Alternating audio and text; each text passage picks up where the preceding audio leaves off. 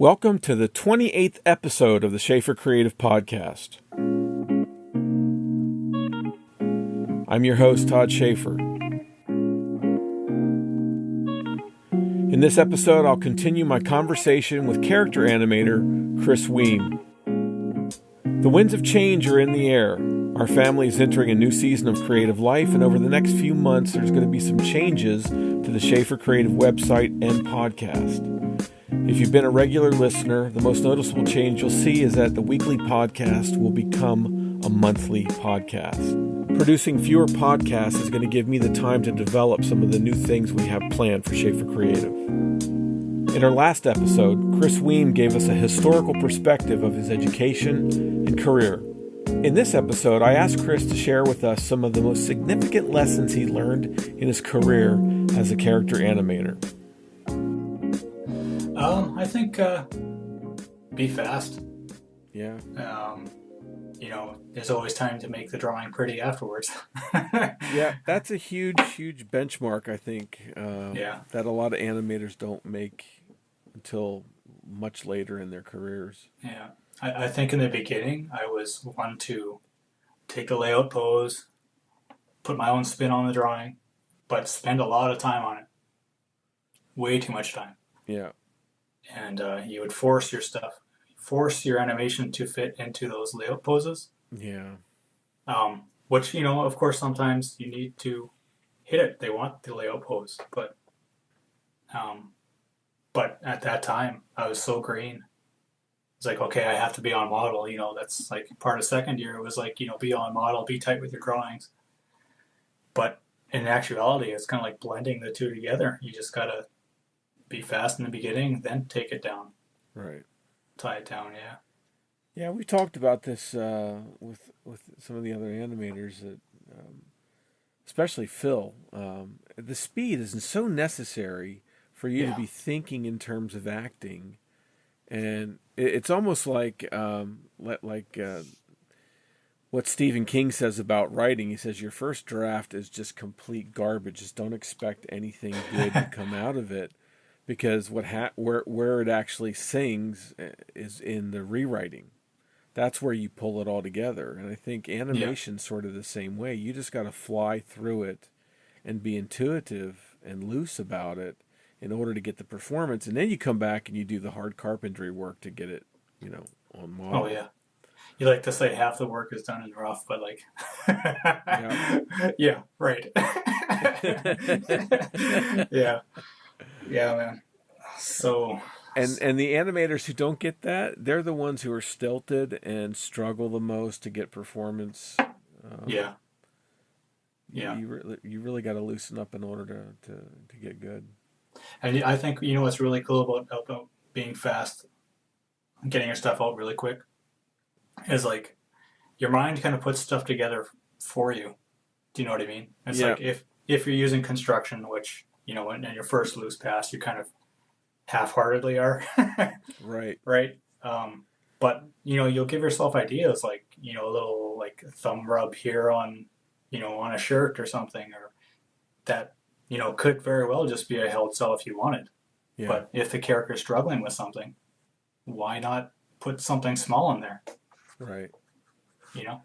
That's true. Yeah, because like, I think half the time, it doesn't happen all the time for me, but when you really get going, it kind of takes over. Yeah, it does in a way. You get into a flow, and it just takes over itself. I wish it would happen all the time, but yeah. It takes a while to get into it.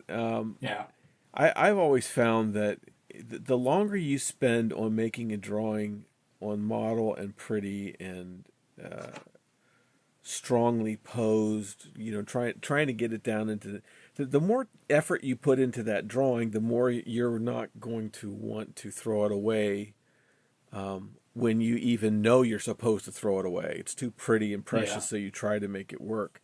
Whereas if you're doing stuff real fast and loose, then you haven't committed a whole lot to it in terms of your time and energy, so it's expendable.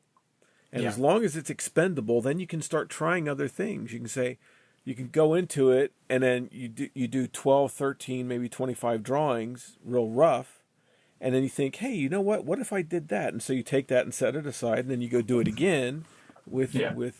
a different idea, and that way you're exploring, like Yeah. an actor's improving, and an actor will give 2 or 3 different performances, and you can do that when you're animating quick and loose. But Yeah. if you're slow and you're drawing, and just to do that, you got to turn the ship, and it takes forever to turn the ship. So you're nervous about ever Oh second yeah. guessing yourself. That's what I find. Totally.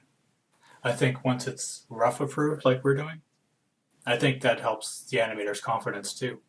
Oh yeah, for sure. Yeah, it's like, okay, well, yeah, all Now right, we'll you can make this go look good. for it, Right, because totally. it's so intimidating to say I'm going to commit to this. Because in the back of your mind, you don't have any security of knowing that somebody's going to look at that and just throw it all out or make the change Yeah, that's going to destroy it. But that's what's really great with working with this company yeah, is they understand that. yeah. Yeah, Well, we have to be able to do that to get the level of performance that we need. And I mean, why waste so much time uh, doing stuff in a direction that you don't know if it's going to work? Because even as a director, when I'm receiving stuff, I you got to figure out, okay, is this working with this other scene? Is it working with the previous scene in terms of continuity? Is there yeah, a build or an emotional progression across 10 scenes that I got to be aware of? So the sooner I can get all that stuff in there and put it all together, the easier it is for me to make those decisions and give the animators the guidance that they need. yeah, totally. And that's something I think, especially working remote, that you really have to be careful of. Yeah, because you're doing Um, it in a box. yeah, yeah, totally. Like literally, like 18 by 20 bucks. Yeah. That's cooking with a computer and a Yeah. couple monitors. And I remember the first project to do when I was doing about 16-hour days. Well, not 16, maybe 14. I'll say. I'd actually broken a toe without me knowing What? it. saying goodbye to my wife in the morning, going down the stairs, came back up, and around 2 in the afternoon, 3 in the afternoon, looked down. I was like, why is my toe sore? How do you And it break your turned. toe and I not know, know right? it? I know, right? It was my pinky. It doesn't really do anything anyway, but it had swollen to like a big grape. Oh my gosh. And I had emailed Paul. I was like, okay, funny story. I kind of broke my toe. It's like, okay, did you fall? I was like, no. We'll get back to work. So good. Yeah. Anyway, what got me thinking about that is like, I would go to sleep and I'd have a sketchbook by my bed. Just because if something wasn't working on my line test, I would somehow think of it while I was sleeping, and I Oh, would sketch and make a note or whatever. that's good. That's great. Good and bad Yeah, at the same yeah. time. Yeah, you Yeah, don't want to be taking work to bed with you. Maybe that's why yeah, you got it there and your mind is starting to work. I got that yeah, sketchbook. Do you do a lot yeah. of sketching in your sketchbook? It I do, but it all depends on deadlines, really. Yeah. Usually, when things aren't so bad, like when a show's starting, like what I usually like to do, if I had a perfect day, it would be probably about an hour, maybe 45 minutes of warm up, draw a bunch of circles, and then I just use like the internet to like go to life drawing websites, Okay. and I just gesture for half an hour, like Cool. 2 minute gestures tops. And that's something I did at Disney Interactive when I was starting to feel the need to do something else. Is I hadn't life drawn in about 6, 7 years. Wow. I was like, oh my goodness, this Yeah. is terrible. Yeah. Especially when you're used to doing like a minute gesture or whatever, and you go to try and do that without doing it for a long time. Yeah. You got to get back into it. Yeah, it's some horrendous So, do you results. have any Anyway. other interests artistically or creatively that you do? No, actually. No. I don't know if it's limited intelligence or what, but I just it's You got always all your been. eggs in the animation basket. Yeah, I suppose so. Or I if there's a just Boston pizza around, you'll do another oh shift. oh god, Oh, Is there a it's been Boston Pizza in Kelowna? yes, there is. Actually, first place I moved into was like a block away. Oh I was like, no. oh God, no. Like I would walk past it every day to go to the studio. Oh man. Well, it's No. always there for you, I guess. Yeah. To be all honest, it's like as you're working the shifts back in the day, you're like, man, I just got to get out of here. Yeah. But sometimes, like, with the stress of doing this, it's like, man, that was nothing. Yeah. You can't serve tables at home. Yeah. Oh God, like, oh, 6 tables to set at once, or 7 or 8. Like, oh God, oh For sure. yeah. So, are there any books, animation books or art books that were really significant in your development? I think a lot of them that have been mentioned, of course, like Illusion of Life, Yeah. um, uh, Drawn to Life. I just recently picked those up. Okay. Yeah. It's Stanchfield. Yeah, like wow. Not a whole lot of pictures, like a lot of explanation, but he really Yeah. talks about what's inside, Yes, he does. which is I think I'm trying to strive recently more get into. Um, what else? 50 Years in the Mouse House. Have you heard of that one? No, I have. Yes, I have heard of it. I've never seen it. Yeah, it's very similar to Drawn to Life as far as like how it's laid out. Um, just a lot of words and a lot of lectures about animation. So Like, it's not a history. It's more of a. This is how you do animation. yeah, it's like a lost memoir of Eric Larson. Oh, really? Yeah, it's really cool. And of course, like he was basically their teacher in the end, right? Like he stayed throughout, and like took on a lot of younger animators and helped I them I develop their careers, I guess. wonder. I wonder when I was out there, and I spent like 9 years in Los Angeles in animation, and they would circulate these photocopies of the handouts from Walt Stanchfield. Yeah, And I had one friend who had this big stack of papers that were notes from Eric Larson. So I yeah, wonder if that made its way into 50 Years in the Mouse House. yeah. I think a lot of it. Yeah, I got it right here actually. Okay. Flip through it. Yeah, like there's actually I think there's like there's photocopies of his notes, like handwritten notes in here. Okay, so it's the same thing. Wow, Yeah, unbelievable. it's pretty cool. So I've got it and I've read it. Yeah, yeah, totally. No I need got to to get read it. I got to read the manuscript before it was published. Yeah, it's awesome. Cool. What else is there? There's Eric Goldberg has a animation course book. Yeah. Yeah, my kids It's have that.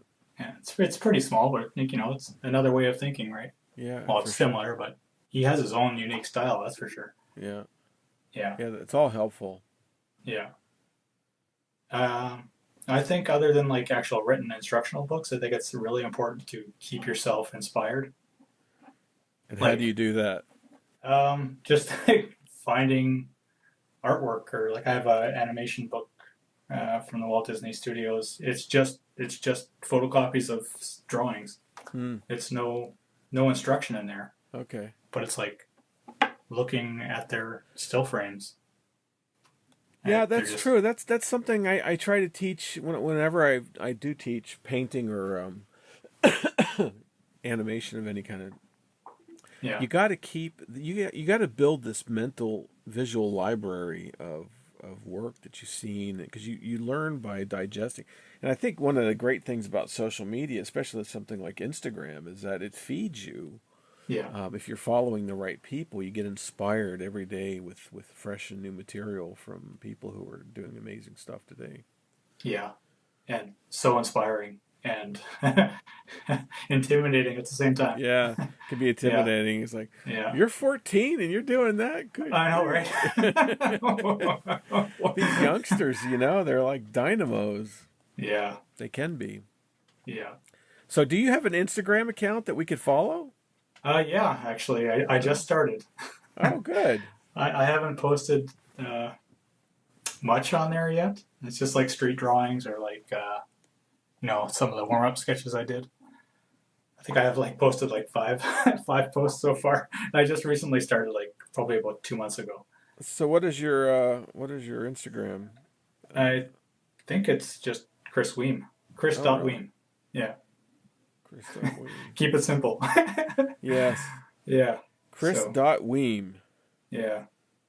And Weem is W-I-E-M. So, if you were to give advice to a youngster as a teenager wanting to get into animation, they're, I mean, they're daunted. I mean, where do they go for instruction? I mean, there's online classes. There's the community place down the street. Yeah. What should what kind of advice would you give them for starting a career? I think if they do plan to go to a college, to do your homework. Yeah. Because A, you'll probably have to move. And B, it's expensive. Yeah. But honestly, there is so much information out there. Yeah. You just have to find the right people, latch on to somebody who is better than you are, or one takes the same journey as you do. Yeah, because it's a long haul. It really is. Be prepared for a lifetime of work. And Yeah, that's something. Yeah. Is something too, right? Because it's like people don't look at it as work, and it is work. What else would be 10 hours a day, or type of thing? Yeah, it is. Yeah, And totally. sometimes you go through those dry spells as well, where you're having to work at Boston Pizza to make ends meet. Yeah. Depending upon the market. And Yeah. Yeah. Draw as much as you can. That's something else I used to do. Actually, speaking of Boston Pizza, I used to, when I decided to be an animator, I would go in 3 hours early. Just sit at a table and drink free coffee and sketch. Oh, that's cool. From I think at the time I got a book by Brian LeMay. He was Brian teaching who? at Sheridan. Brian LeMay. LeMay. Yeah, he used to teach at Sheridan. I think he was best known for designing like on Inspector Gadget. So he had like an animation book, a layout book, character design book, and I drew from that like you wouldn't believe it, like consistently. I think I might have read in his book or somewhere online that it was like, if you're not drawing 3 hours a day, you're not going to get better. Oh, yeah. Or I might have just made it up. I don't know. So, sounds good. Sounds good yeah, exactly. Yeah, totally. So, Yeah, what about a career? What is the career like? It's rewarding. It can be, that's for sure. But you got to go through some not so great projects. Yeah, you got to be willing to do the projects that aren't quite so special. I mean, everybody has to do that. Yeah, I think especially when you start off, you gotta. Once you get your foot in the door the first time, I think it becomes much easier. Yeah. And you begin to build your network of people.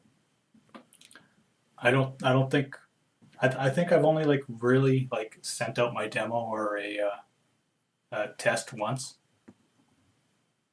Really, it was all friends who worked at a studio first, and it's like, oh, I know this guy. I'll give him a call, see if he can work for us.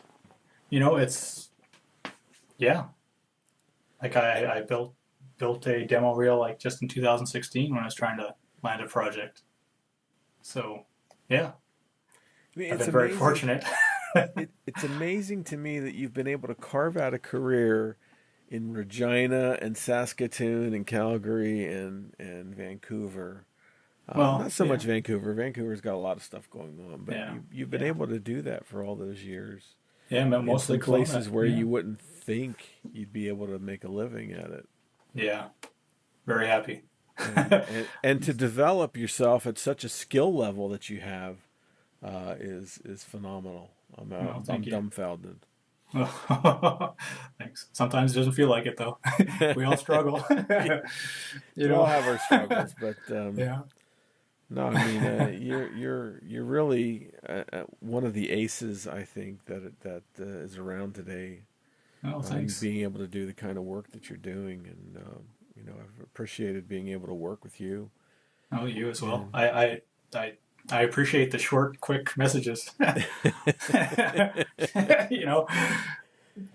The short, quick messages are a result of having 5 other projects going on at the same time, and people lining up behind my desk for my attention. So yeah.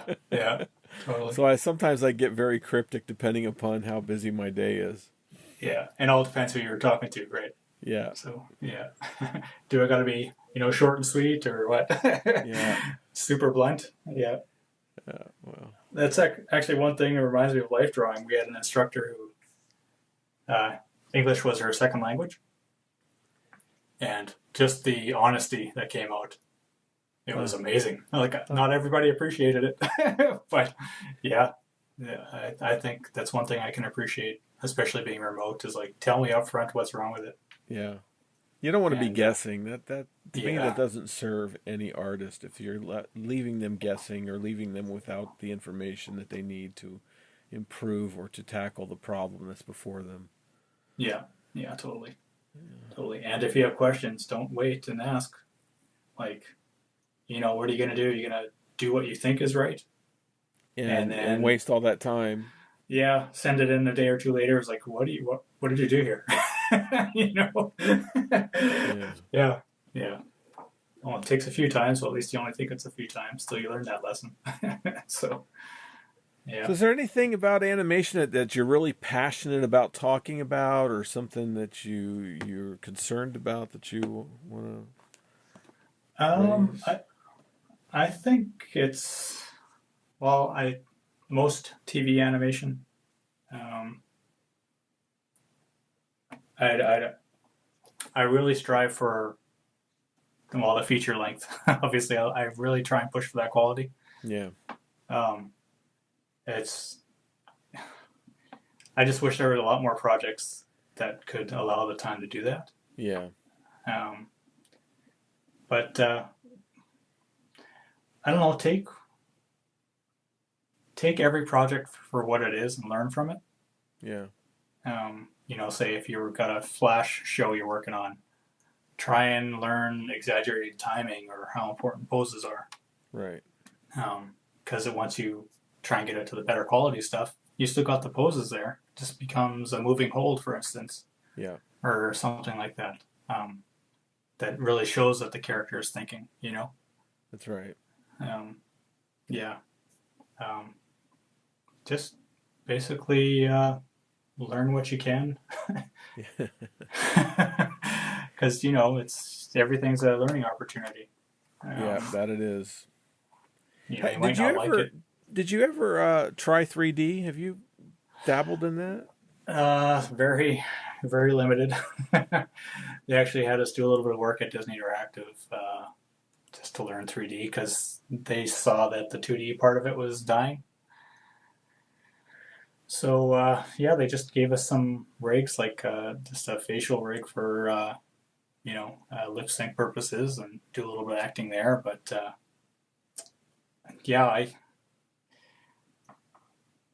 I didn't really latch onto it very well. Yeah. Yeah. It's a different animal, that's for sure. What do you Yeah. think about talent? Well, I think talent is something that I don't really see it as talent. I think I think you replace talent with curious. Ah, yes.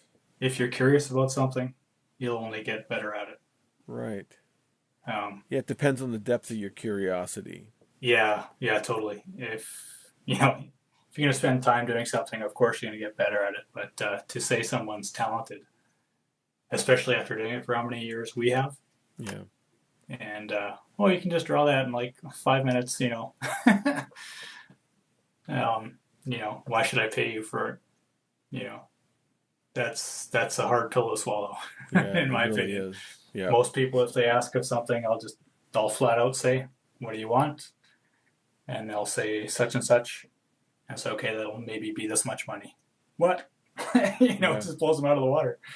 But if you're going to spend 15 years, whatever, developing your skill, Right. you know, if you ask an accountant to, just do your taxes for free, Yeah. what are they going to say? Exactly. Yeah, totally. Yeah, Brian Grazer wrote a book on his career, and one of his main mantras was that he attributes his success to is his curiosity. Oh, yeah. Producer Brian Grazer, who he produces at Imagine Entertainment with Ron Howard. Oh, wow. Cool. And really appreciate the time you've given me. This has been wonderful being able to talk with you. We'll have to do it again. Oh yeah, you bet. You bet. After a year of working together. Yes, that's right. Yeah, totally. We finally get to hear each other's voice. Yes. That's about it. Yeah. Looking ahead, Disney character animator, podcaster, and now animation instructor Tony Bancroft will be with us in May. Thank you for joining the Shaffer Creative Podcast. You can find us on the web at shaffercreative.studio. Music is by Lee Rosevere.